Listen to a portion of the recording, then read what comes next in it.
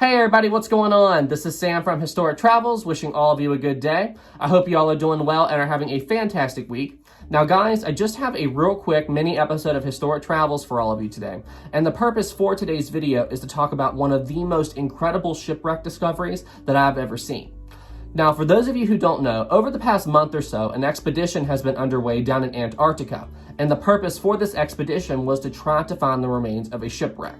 This ship is known as the Endurance, and it sank in the year 1915, and it was part of an expedition down to Antarctica.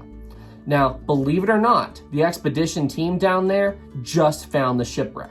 And the state of preservation of this shipwreck is absolutely unbelievable. I cannot get over the state that this shipwreck currently exists today on the seafloor. Now, what I want to do is I want to tell you all the full story of this shipwreck and explain why the story of this shipwreck is such a big deal. And I am going to do that, and I am going to work on a regular full episode of Historic Travels for you all, telling the complete history of this vessel. But what I wanted to do for today's video is give you a very brief overview into the history of this ship and explain why its discovery is such a big deal. The vessel Endurance left for Antarctica in late 1914 and arrived in Antarctica in early 1915.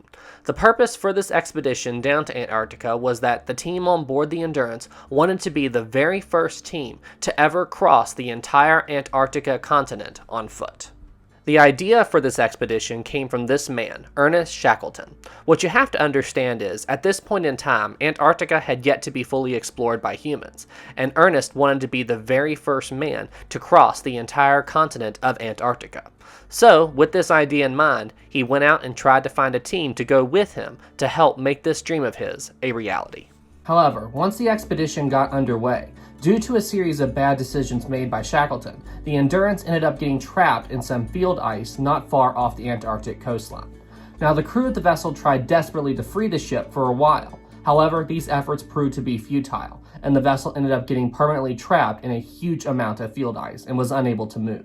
And then, to make matters worse, the sun set in Antarctica, signaling an end to the Antarctic summer, which means the crew had 6 months of dark ahead of them. So, with the temperatures plummeting, the crew decided to try to wait out the Antarctic winter, and then when the sun rose and the Antarctic summer began, they hoped that the ice would melt enough to free the Endurance, at which point in time the crew could sail home.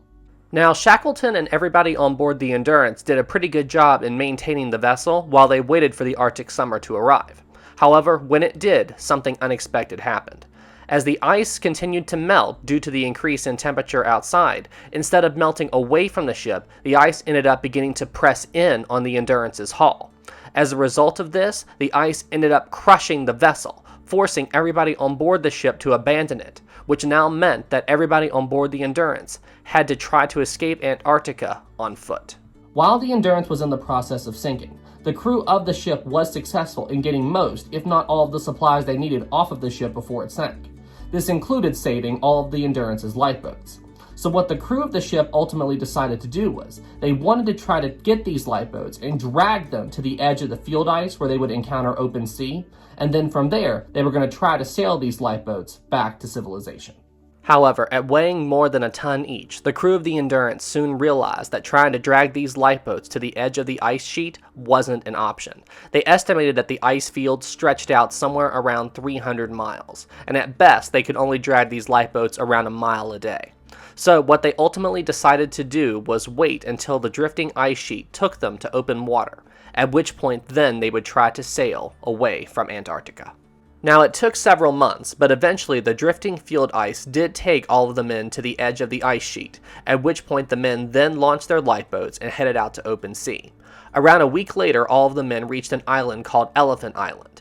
This island is uninhabited, but it proved to be a good spot where the majority of the men could wait, while a few other men travel in one lifeboat to another inhabited island around 800 miles northeast from Elephant Island, called South Georgia Island. And then, once those men reached that island, they could arrange to have rescue travel back to Elephant Island to pick up the other men still on that island. Now, it took somewhere between 2 to 3 weeks for the men sailing in that tiny lifeboat to sail from Elephant Island all the way to South Georgia Island, but they were successful in reaching that island. Once they got there, they were also successful in arranging a rescue mission to sail back to Elephant Island to pick up the men still stranded there. And to their great relief, they discovered that once they reached Elephant Island, every single person that was still on that island was still alive and well, which means that every single person who sailed to Antarctica on board the Endurance, everybody that went in walked out alive, which is just unbelievable.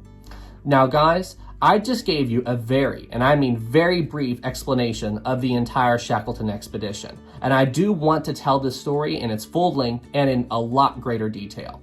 But as I've been doing research on this, I've discovered that this also needs to be a multi-part series. So what I think I'm going to do is, I think I'm going to work on the Lusitania timeline, and I'm going to squeeze in an episode or two here and there covering the Shackleton expedition. And then I'll just jump back and forth, and then I'll eventually have complete documentaries on both of these events. And then on occasion, I'll slide in a Titanic video here and there. What do y'all think of this idea? Let me know in the comments below. Anyway, guys, this has been a very brief overview of the Shackleton expedition. Thank you all so much for watching. Be sure you leave a like, be sure to subscribe. And hey, now you guys know why discovering the shipwreck of this vessel, of the Endurance, was such a big deal. All right, everybody. Well, hey, you all stay safe out there, and I'll see you in the next one. Have a good day, everybody. Special thanks to our captain level Patreon supporters, Dakota Charbonneau, Moosh, and Greg Gallick. Thank you all so much for all the support.